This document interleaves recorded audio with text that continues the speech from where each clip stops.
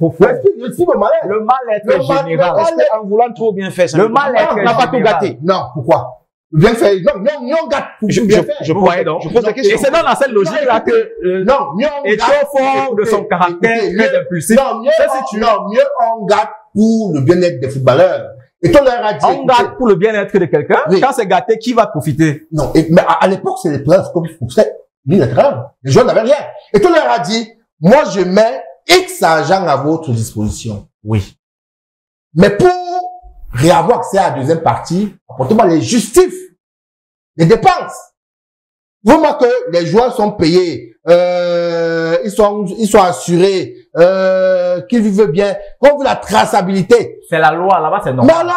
Mais alors, quand ils reviennent donc, ils n'ont pas ça, ils se plaignent que tu ne donnes pas la deuxième partie, ils encaboussent avec tôt. Mais voilà, il faut être clair, les Camerounais qui nous regardent.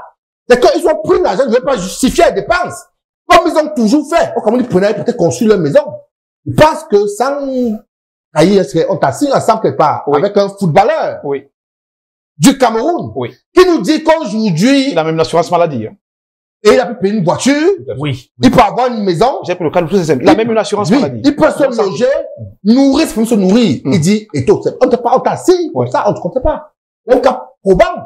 Et beaucoup de Camerounais vivent ça aujourd'hui. Avant, on ne vivait pas. Il y a tout l'argent qui arrivait, subvention qui arrivait, mais le président prenait, accaparait, il construisait une maison, envoyait leurs femmes en France, en Europe, leurs petites, au Japon, partout. Il faisait les enfants métis à gauche, à droite.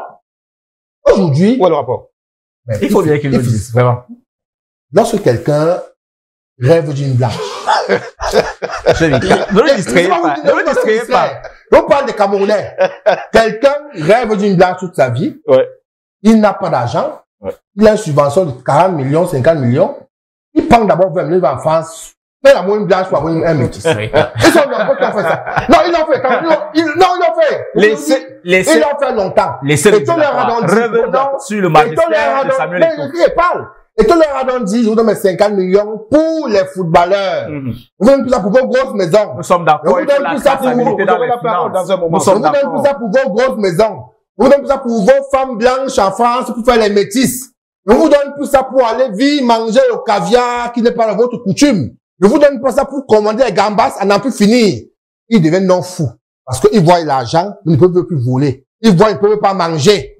Ils disent maintenant que Eto'o sera un mauvais manager. À côté d'eux, il y a d'autres qui disent, on a justifié, l'argent continue à arriver, à venir. Vous réfléchissez quoi à Eto'o fils? Quand quelqu'un démissionne d'Africa Foot, ils disent que c'est le secrétaire général qui met mal à l'aise.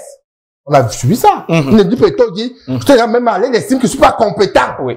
Qu'est-ce que toi à voir si le secrétaire général veut bien faire son travail? Je dis donc, ne pas l'exemple qu'on a. Et pour ne pas être compétent. L'autre qui va en prison. On dit, mais il va en prison. Et toi, pour cas, pour cela voulait, pour ça déranger, vous voulez quoi, ce gars?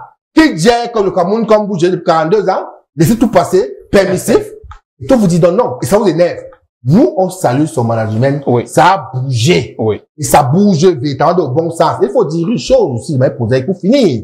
Convoquer la communauté africaine. On ne jette pas les cailloux sur un arbre qui n'a pas de fruits. Vous comprenez donc que le niveau de cailloux qu'on jette Eto'o fils démontre la position abyssale de ses fruits. Ça, il faut dire que c'est de façon claire. Et on comprend donc que c'est un gars qui a sa place où il est et à la bonne place. De Ragman, on est en right place. Vous voyez que c'était un gars incompétent, inutile, il serait monté à la CAF, la commission qu'il a eu à la CAF. Non, c'est qui était là, c'est lui, président de l'Africa Foot, qui est membre de la CAF avant, là, il était permettez que je vous pose une question aussi. Permettez que je vous pose la question.